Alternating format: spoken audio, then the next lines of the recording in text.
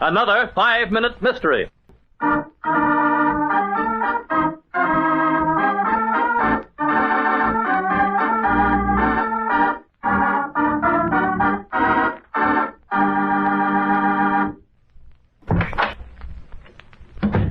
Hello, Lieutenant. There you are, Mr. Campbell. I've been waiting for you very anxiously since your call. I hurried down here as fast as I could. Mr. Campbell, if your evidence can give me a clue to the identity of Mr. Martin's killer, we'll break this case wide open.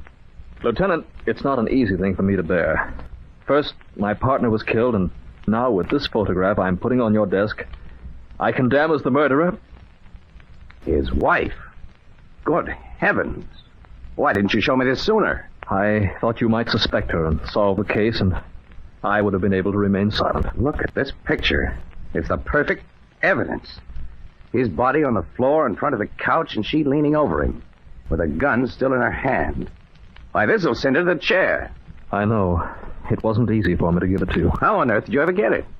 Well, I had an appointment with my partner at a little after 11 p.m. at his house. Mm-hmm.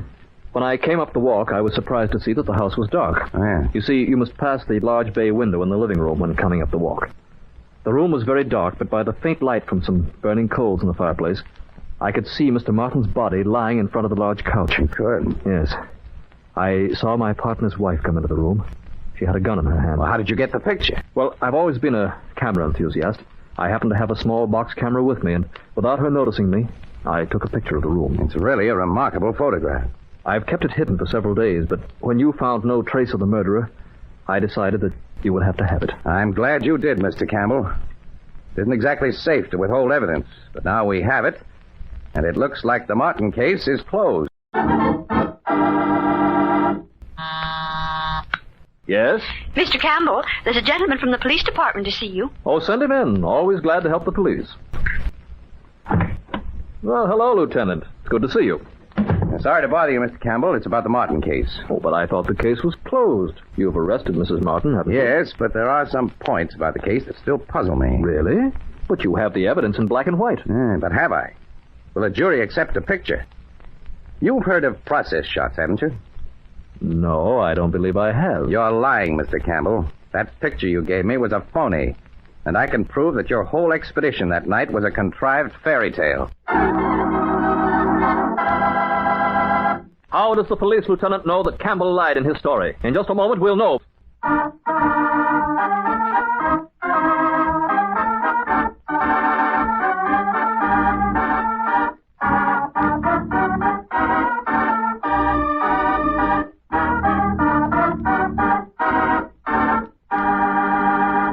And now, back to our story.